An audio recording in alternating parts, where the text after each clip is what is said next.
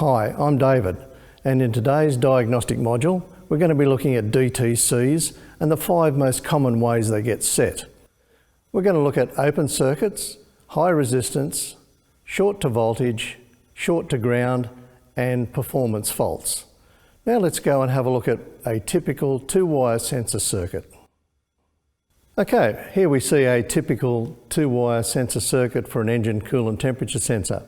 On one side of the sensor, we have a 5-volt pull-up circuit. On the other side, we have a low reference or a ground. The normal range for one of these circuits is typically 0.2 to 4.8 volts, and providing it stays within that range, no DTCs will be set.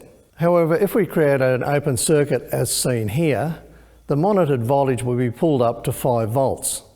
This is now outside the normal range of 0.2 to 4.8 volts, and a DTC will be set. The DTC will be sensor voltage too high. Let's go and have a look at a circuit and see how this works. And here we have a simple 2-wire sensor circuit. We have a pull-up circuit and we have a sensor. We have 5 volts at the top and a ground at the bottom. These are from our power supply, but would normally be supplied from the module itself. Inside the module, we'll have a pull-up resistor and we'll have a monitored point. This is where the sensor data is interpreted by the module. Inside the vehicle, we'll have a sensor, and at this point we're using a potentiometer to substitute for a sensor.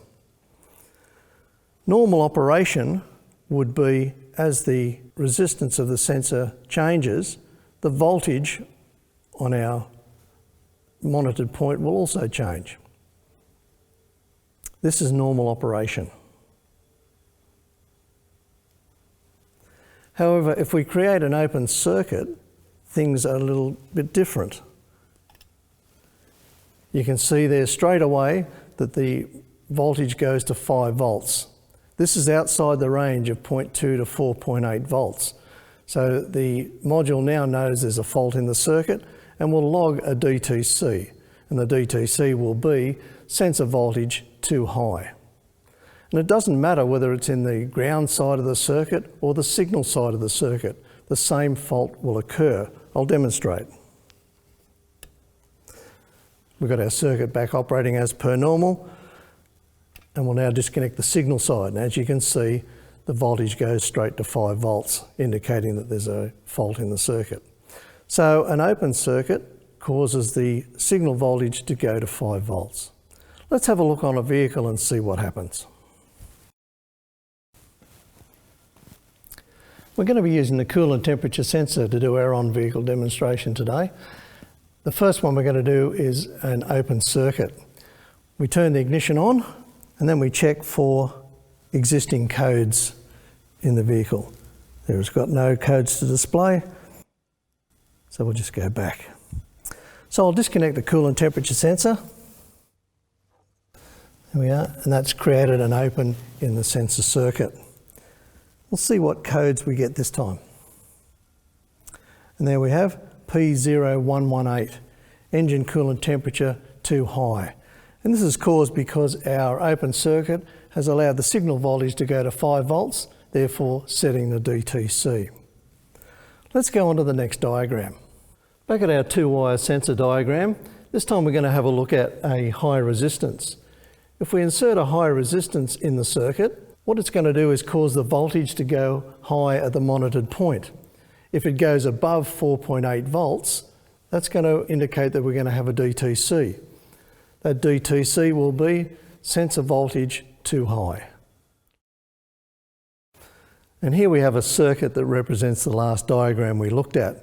We've got a series resistor in here. It's a fairly high resistance, and that's causing a change in our monitored voltage. As you can see here, it's still above 4.8 volts. Not much above 4.8, but it's still above 4.8.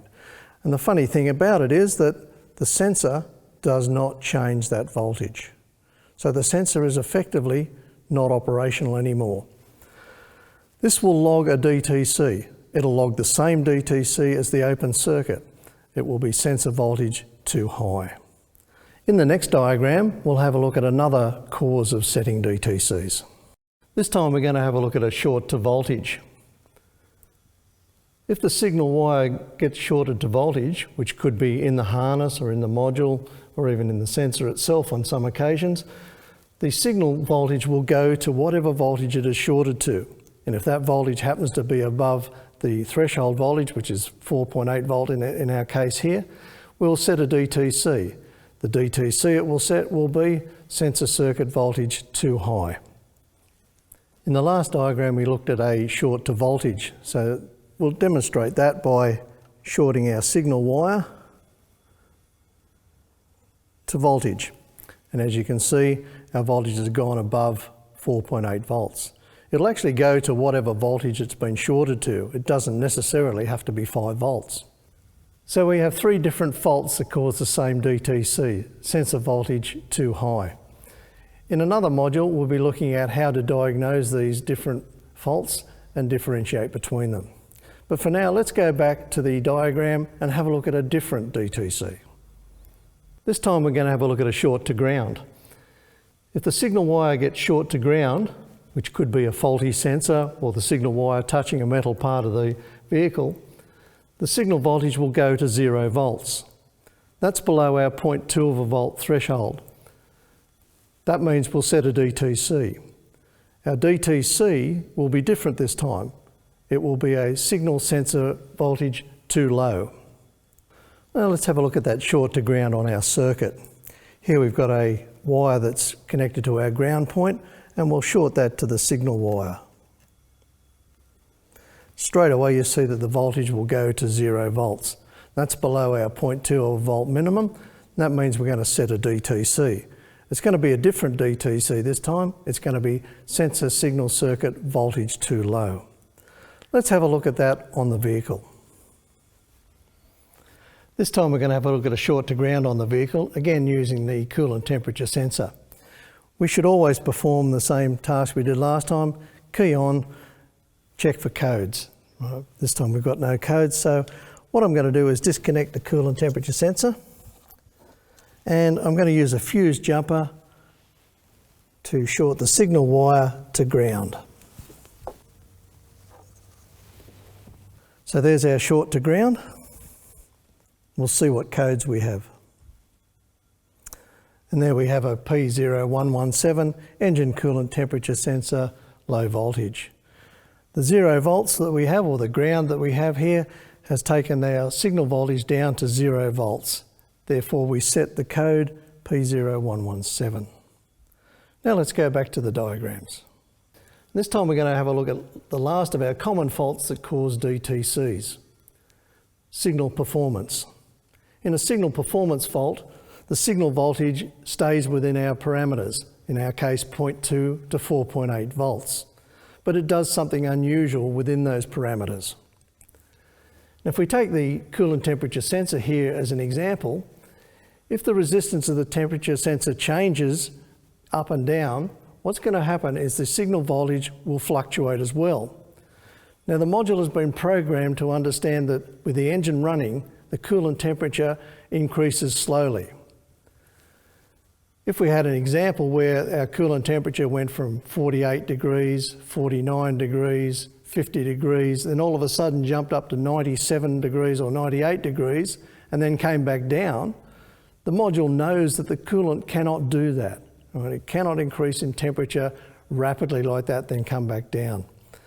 So it knows there's a fault and it will set a DTC.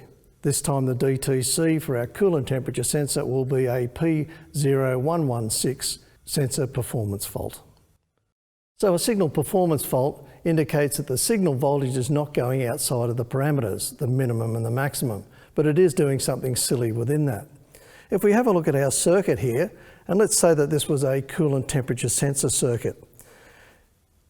As I turn the potentiometer up and down, you'll see that the voltage is going up and down on our voltmeter. Now the module is programmed to understand that that can't happen because coolant will only increase progressively in temperature. So it will log a DTC, in this case it will be a P0116